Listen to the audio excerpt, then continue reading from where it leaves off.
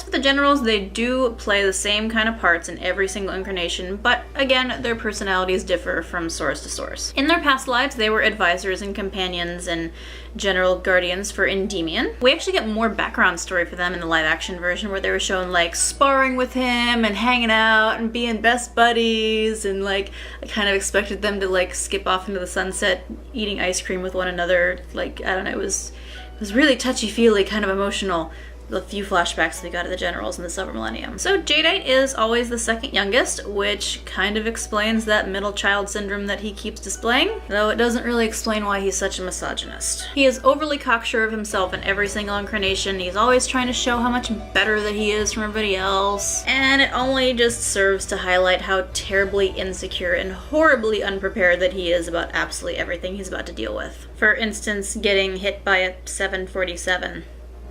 Though technically that was his fault. He actually gets taken out and brought back a couple of times in the live action version, which I really liked, not only because it kept things kind of interesting, but we also got to see him interacting with all of the other generals for once, instead of just Nephrite like he did in the anime. Now Nephrite is the second eldest, and he's pretty calm and collected, pretty chill, second only to Kunzite, who is like the ultimate in chill and keeping cool in his rage. The only person who can really get under Nephrite's skin was Zoisite, very famously in the anime, considering that Zoisite is the one who killed him. He appeared a couple episodes early in the anime so he could like foreshadow like, oh, Jadeite's gonna be disappearing soon, so we better introduce the new mini-boss that we're going to be getting, but for the most part he didn't do anything until he was actually brought to the forefront, and in the live action he and Jadeite bumped heads quite a lot over which method of gathering energy was more effective, and also who loved Beryl more and who Beryl loved more. I mean, Beryl did tend to like Nephrite more than Jadeite, but let's be real, it's probably not personality, it's probably that pompadour. And Nephrite actually gets banished and like his power is stripped from him in the live action. He has to go work at the arcade where the girls hang out for karaoke all the time. And he's pretty pissed off about it. However, in the manga, Nephrite actually mourned for Jadeite when he was killed in action, and he swore revenge on the Senshi for killing him. And Zoisite is the youngest, which goes way far and away towards explaining why he is such the troublemaking little shit that he is in the anime. I mean, he hates Nephrite in the anime. He taunts him at every single turn that he can get, and he even is the one who ends up killing him because he's just tired of waiting for Beryl to kill him for him. Can't get the job done right, gotta do it yourself, right? And he seems to have some affection for Jadeite in the manga, as in the short story Casablanca Memories, where Zoisite actually goes undercover as a pianist to try to gather enough energy through the Rain Tree song to be able to revive Jadeite. And in the live action, they took this idea and made him a pianist all the time. I think there were maybe like 4 episodes, if that, where we didn't see him around a piano at all. And Zoisite's actually kind of a double agent in the live action because he remembers more of his past life than the others, and so he is more dedicated to their actual mission, which is protecting Endymion, than he is to, you know, following Queen Beryl's orders. And finally we arrive at Kunzite, the eldest and most swoon-worthy of the generals, at least in the anime and the manga.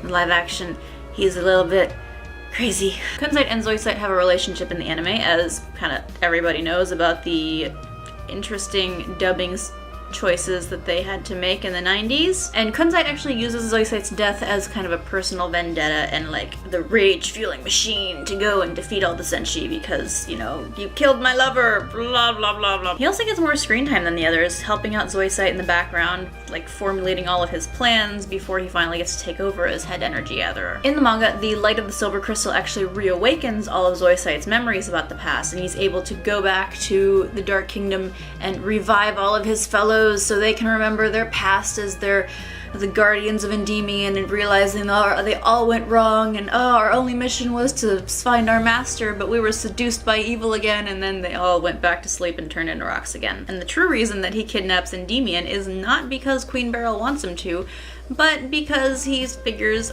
I'm supposed to protect this guy and he's kind of lifeless and helpless right now, so maybe I'll just take this on go.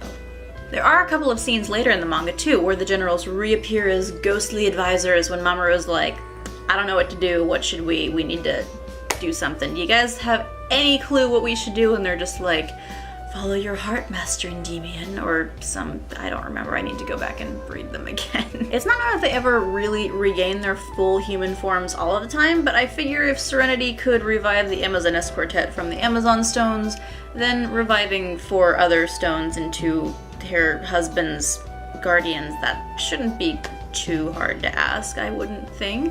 You know, it'd be kind of cool if Mamoru could hang out with some guys every once in a while rather than all the ladies, and I know he likes the ladies, but maybe he wants some bro time. Kunzait's live-action version is actually really complex and really interesting.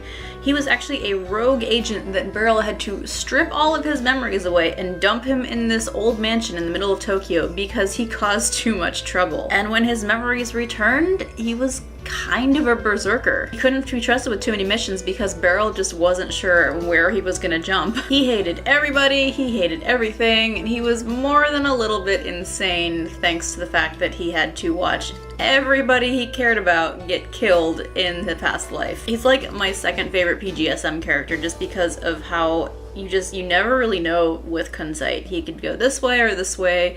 One second he's saying this, the next second he's, you know, doubling back and double talking with somebody else. Like, he's so amazingly complex and interesting, and he's kind of an asshole. And it makes for really, really, really interesting television to watch.